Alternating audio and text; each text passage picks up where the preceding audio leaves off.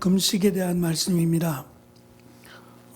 기도 가운데서, 기도라고 하는 말은 바라고 소망한다는 말인데, 그 기도 가운데 어쩌면 자신의 모든 것을 헌신해서 또는 간절하게 하는 기도가 바로 금식 기도입니다.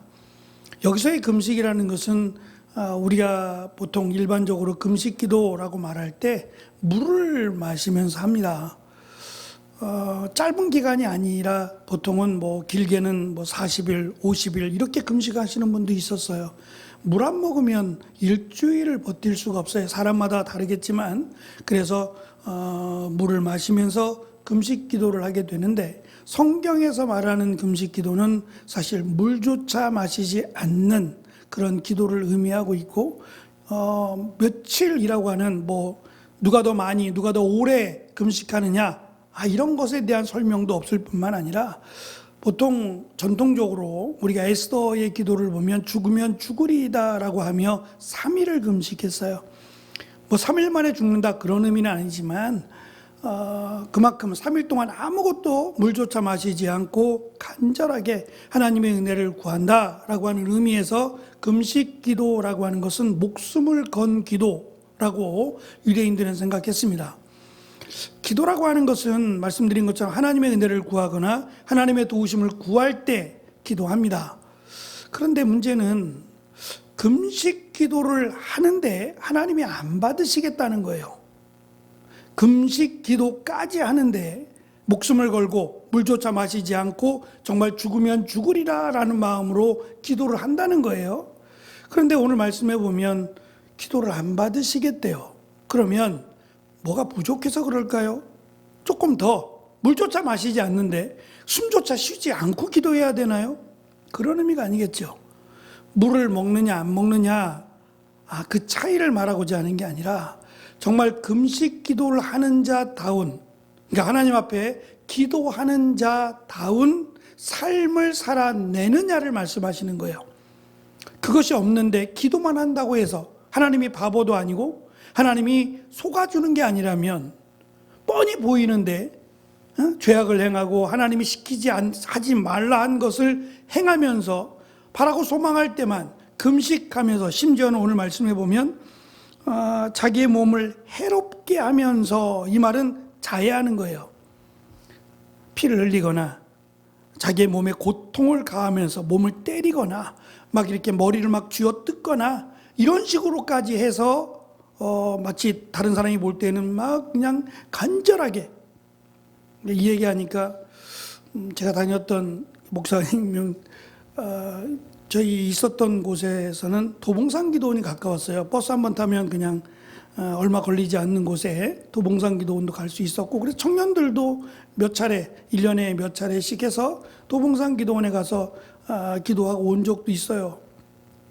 목사님이 또 그렇게 하기를 원하시기도 했고, 그럴 때마다 나오는 얘기가 소나무 뿌리 붙들고 뿌리 뽑을 정도로, 소나무 붙잡고 막 흔들다가 간절하게 기도하다 보면 이 소나무 뿌리가 뽑힐 정도로 좀 간절하게 기도하고 와라, 이런 얘기들을 하셨어요. 소나무의 뿌리가 얕지 않거든요. 산에 있는 나무는 더더욱 그래요. 근데 그거를 뽑아야 기도가 응답이 되나요? 그거를 뽑을 정도로 기도해야 은혜가 된다는 말이 아니겠죠. 간절함을 표현할 때 그렇게 한 거지, 그거를 뽑고 내려와야 하나님이 응답해 주신다? 이거는 자칫 우리가 오해할 만한 내용 중에 하나가, 이 여름 수련회나 성경학교를 하다 보면 때마다 다르긴 합니다만 여러 가지 순서나 행사를 진행하면서 이번 행사는 더더욱 은혜가 충만했다라고 하는 이런 평가를 내리잖아요. 다 지나고 난 뒤에 평가를 내릴 때 그 평가의 기준이 될 때 은혜 받았느냐, 은혜를 받지 않았느냐라고 하는 평가가 우리 나름대로의 사실은 평가긴 한데, 그 평가 중에 하나가 사실은 눈물이에요. 가장 많은 역할을 감당하는 것이 눈물이에요. 그래서 예배를 드리면서 회개한다든지 또는 눈물을 흘린다든지 그렇게 되면 은혜를 받은 것으로, 제가 그런 얘기 한번 드린 적이 있어요.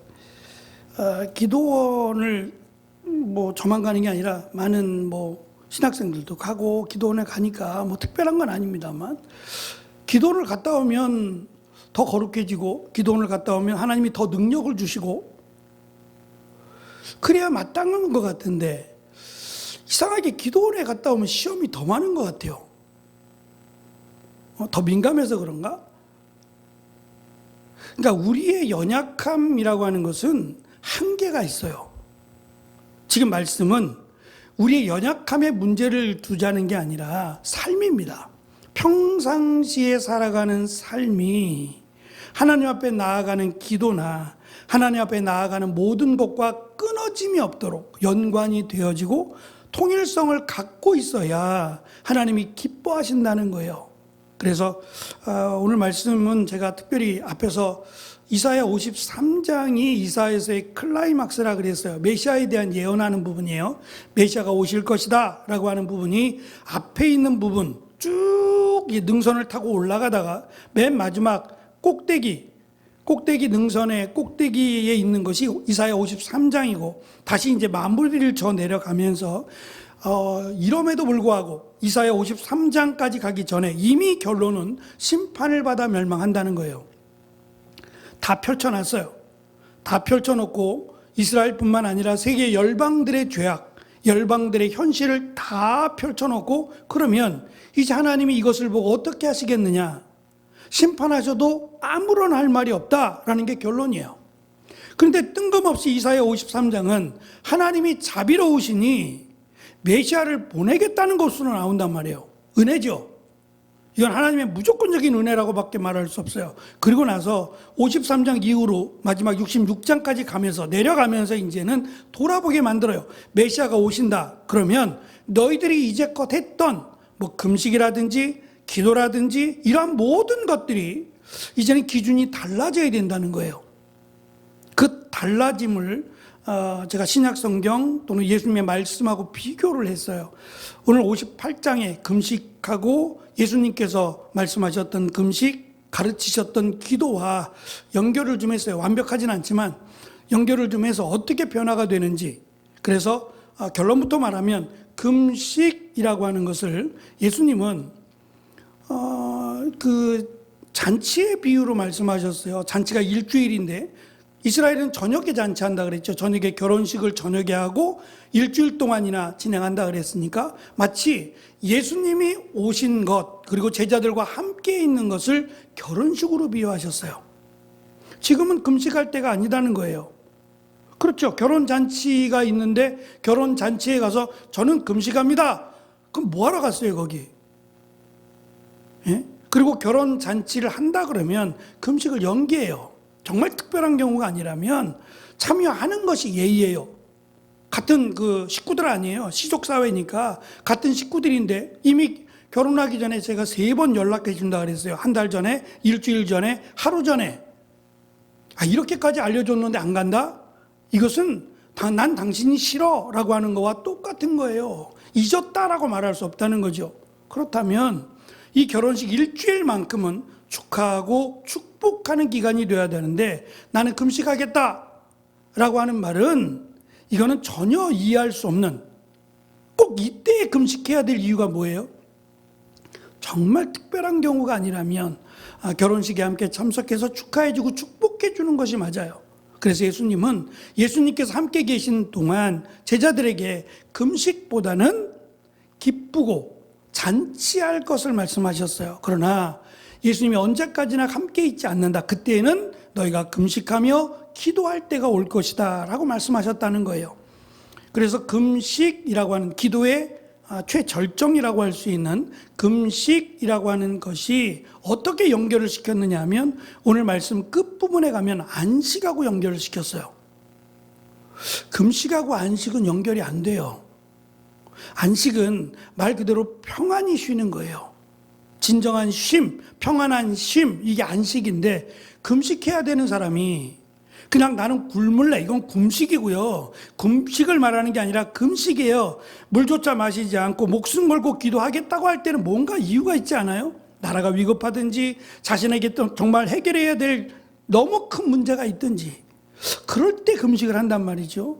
그런데 이 금식이라고 하는 간절하게 무언가를 찾고 도움을 청하고 그렇게 집중해서 기도해야 될 때와 안식이라고 하는 것은 연결이 안 돼요.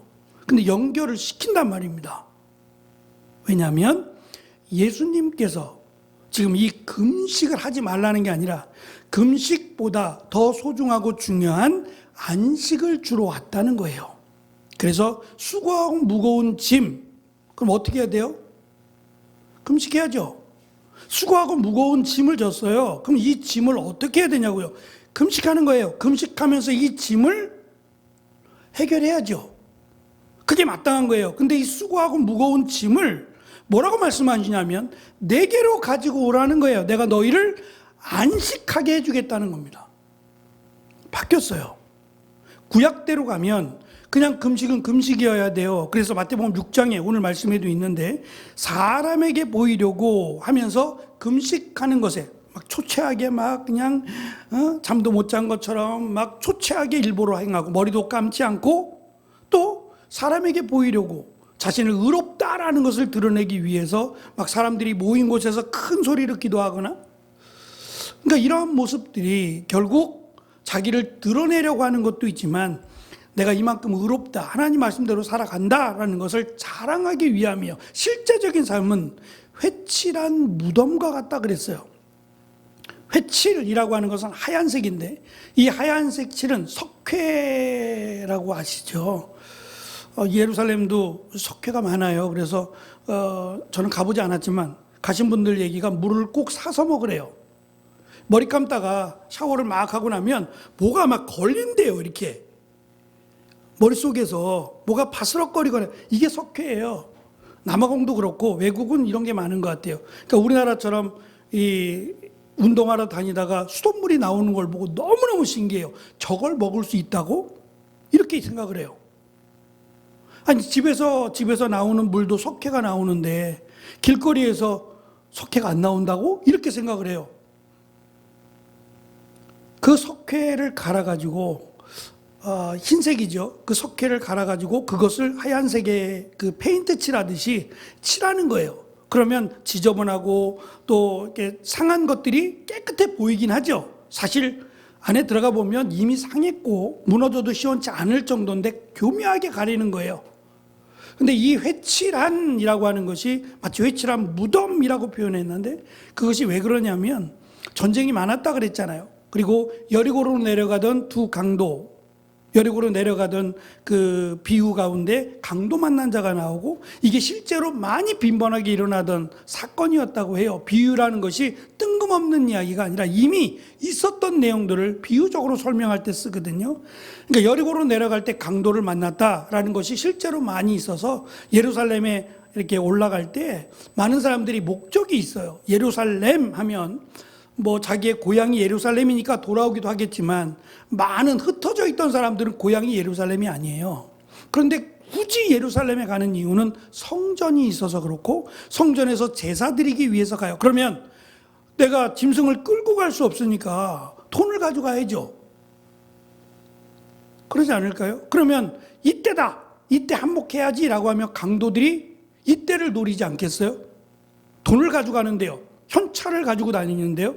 저 사람을 해코지하고 현찰을 가로채도 잡히냐만 않으면 이라고 하는 그래서 예수님 십자가에 달릴 때 그 두 강도가 살인자라고 하는 표현을 썼어요. 강도라는 표현도 쓰고요. 그러니까 유대인들이 당시에는 이 희년제도가 사라지니까 계속 빚이 늘어날 수밖에 없어요. 감당할 수가 없어서 결국 강도질까지 하게 되었다. 물론 이건 핑계긴 하지만 그러니까 이러한 죄악 가운데서 의미 없이 갑자기 죽은 사람들이 있는데 문제는 내가 예루살렘에 제사를 드리러 가다가 몰랐어요. 근데 지나가다가 딴 생각하며 지나가다가 툭 쳤는데 시체를 쳤어요. 죽은 사람을 옷을 쳤거나 시체를 툭 치면 난 예루살렘 간 의미가 없어요. 못 가요. 시체를 건드렸으니까 그날 하루 종일 하나님 앞에 갈 수가 없어요. 그러면 그 다음날 가거나 그 다음날 이렇게 하면 좋은데 일정이라는 게 있기 때문에 그게 쉽사리 변경할 수가 없어요. 그러면 제사를 못 드리고 다시 돌아가게 된단 말이죠. 그럴 경우에 이 유대인들, 제사장들 또는 대제사장들이 생각할 때는 손해라고 본 거예요. 지금 그 제사 지내기 위해서 물까지 팔았어요. 나무까지 팔고 뭐 자기들이 허락한 여기서 사야만 제물로 인정을 해줬으니까 얼마나 그냥 부재가 많았겠어요. 부조리가 많았겠습니까? 그러다 보니까 돈이 안 된다라고 생각한 거예요. 그래서 특별한 절기, 6월절이나 뭐 초막절이나 이런 절기가 오기 전에 조그만한 그 레위인들, 아직 정상적인 업무를 감당할 수 없는 이런 새끼 제사장들이라 그러는데, 나이 어린 제사장들, 레위인들을 풀어서 그들에게 그런 여기는 좀 위험한 지역입니다, 이쪽은 가지 마십시오, 돌아가야 됩니다 라고 시체를 어떻게 하는 게 아니라 거기를 칠을 했어요. 이렇게 그 주변에다가 흰색 칠을 해놔서 이쪽에는 무덤이 있으니까 조심하시오 라고 표시를 해놓은 거였단 말이에요. 그런데 그 안에 들여다보면 하얗게 보여서 좋아 보이지만 그 안에는 죽은 사람이 있을 수도 있는, 이것을 회칠한 무덤이라 그랬단 말이에요. 지금 이 말씀처럼 이들의 모습이 꼭 그렇다는 거예요. 하나님 앞에 간절하게 기도하고 심지어는 자기 몸을 자해하면서까지, 몸에 상처를 주고 아픔을 주면서까지, 누가 보면 정말 하나님이 저 사람 기도 안 들어주면 안 되는데 라고 생각할 만큼의 금식 기도를 한단 말이에요. 근데 하나님 말씀은 안 듣겠다는 거예요.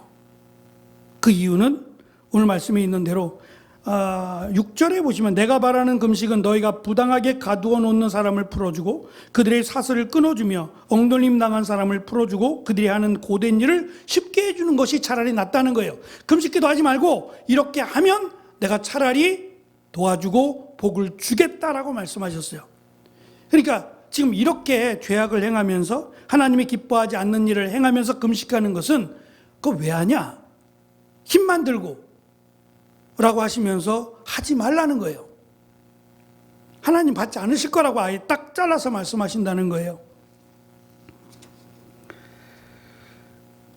1페이지 보시면 이사야의 외침입니다. 바람 앞에 풀잎처럼, 5절에 있는 내용인데요. 머리를 숙이고 거친 베옷을 입으며 제 위에 앉는다고 해서 내가 기뻐하는 것이 아니라, 그렇게 한다고 해서 내가 바라는 금식이 되겠느냐라고 말씀하셨어요.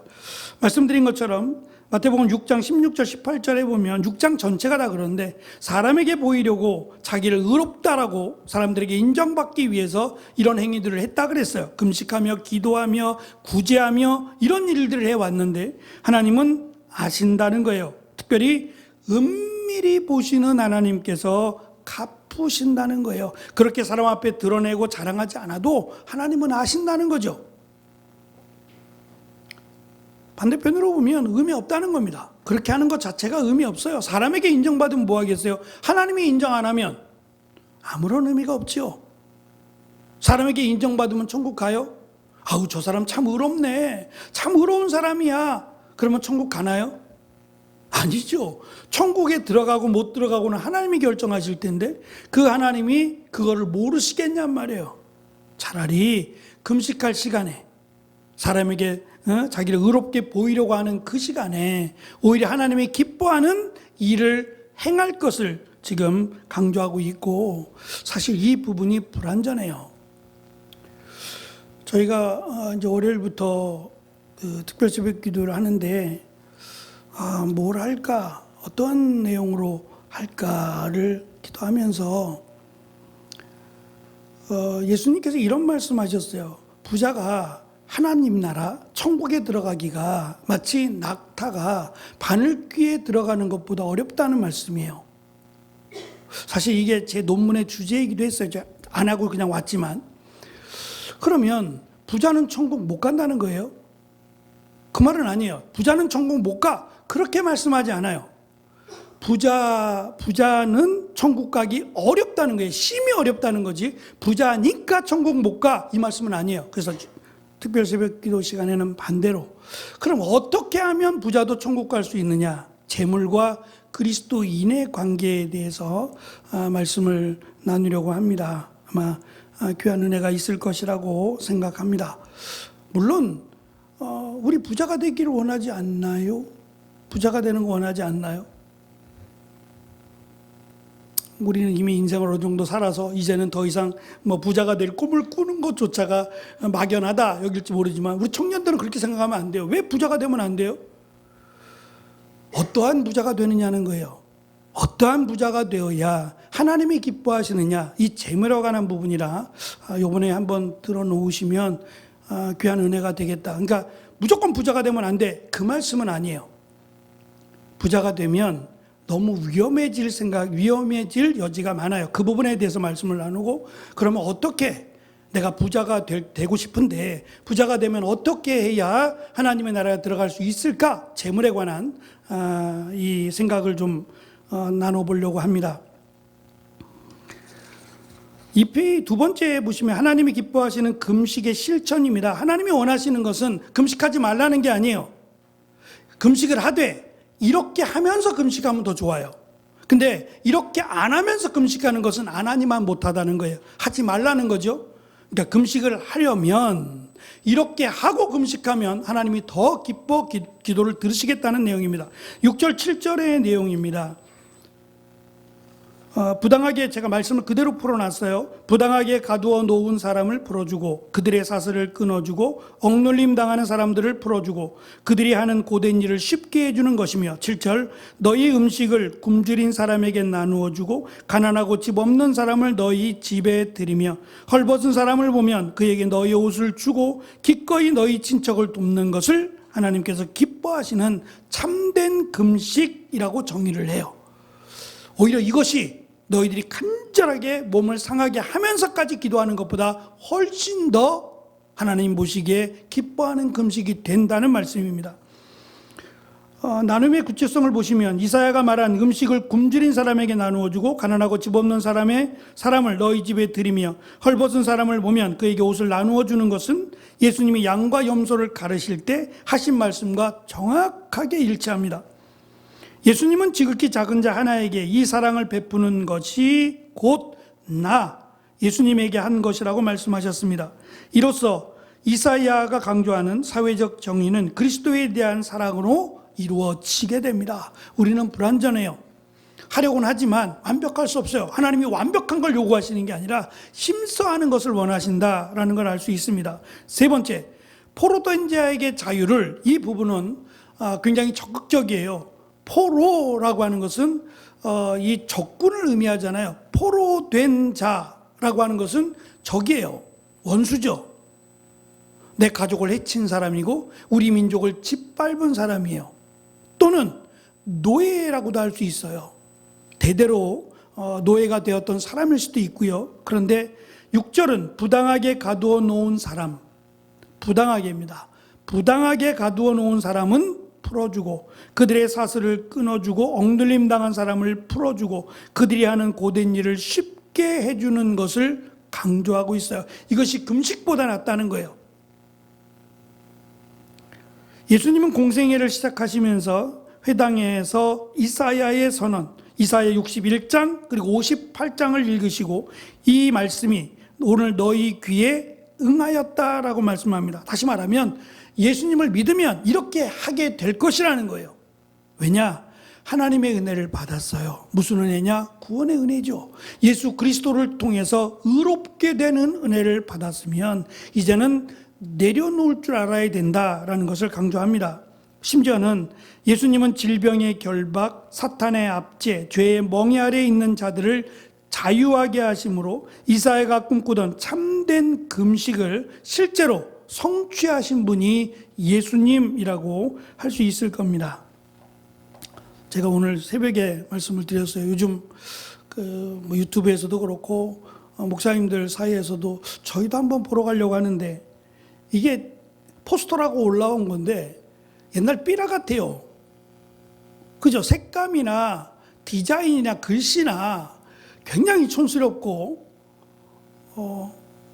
그 옛날에 그 불온단지처럼 북한에서 넘어온 그런 느낌 나게 일부러 포스터를 저렇게 만든 것 같아요.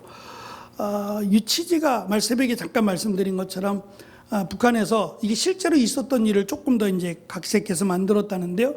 한 2조 가까운 돈을 너희들은 공산주의다, 종교의 자유가 없으니까 줄 수 없다라고 결정을 내렸다는 거예요, 유엔에서.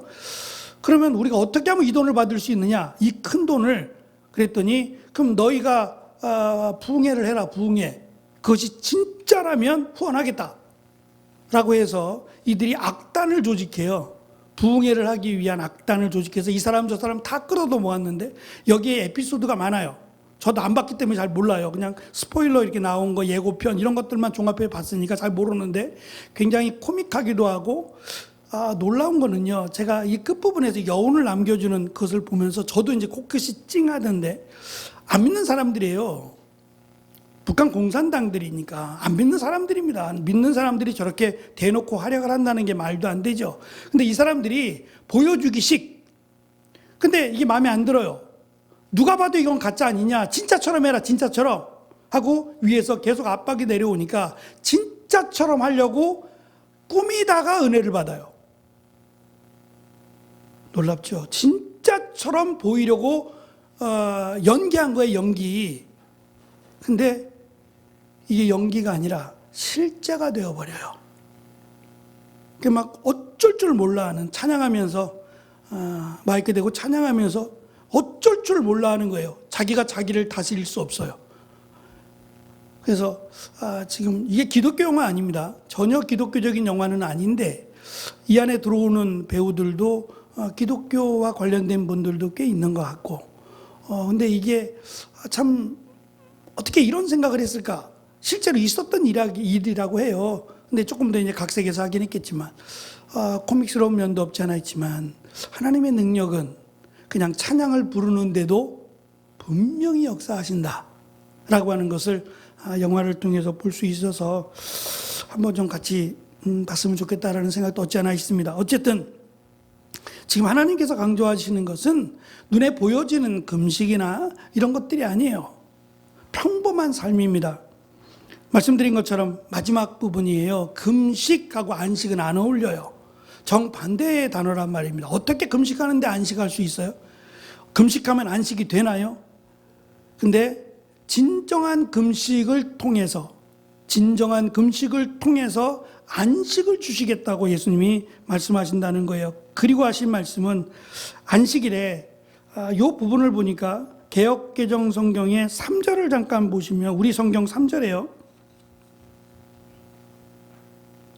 3절 끝부분에 보면 너희가 금식하는 날에 너희는 마음에 드는 일만 했고라고 번역을 했는데 이게 개역개정 성경은 오락이에요.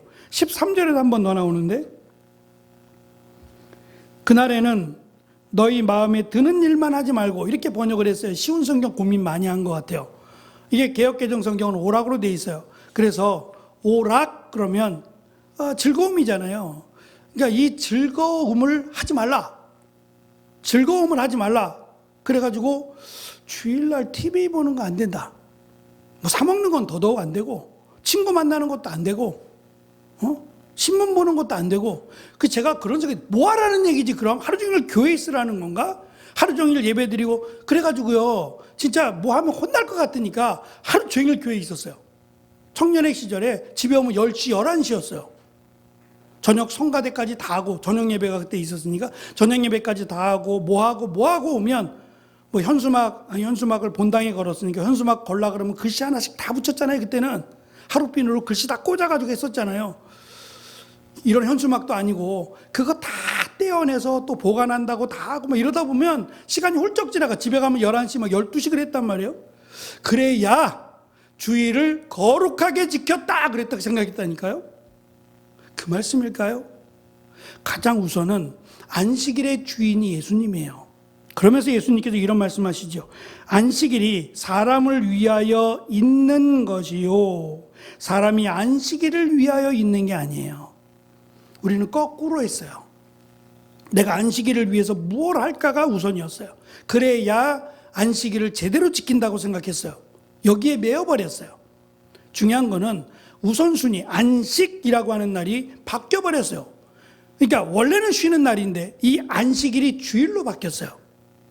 사도행전에서 똑같은 안식일 해놓고 토요일에서 주일을 안식일이라고 불렀단 말이에요. 그리고 예수님이 부활하신 날 그리고 예배 드리는 날이 주일로 바뀌었고 그날이 안식일이 돼요. 그럼 저는 이 부분을 하루 종일 교회에서 예배만 드려라. 없는데 어떻게 예배를 드려요? 그런 의미보다는 가장 우선순위, 하나님을 기쁘시게 하는 날이라는 것을 먼저 생각하고 쉬어도 괜찮고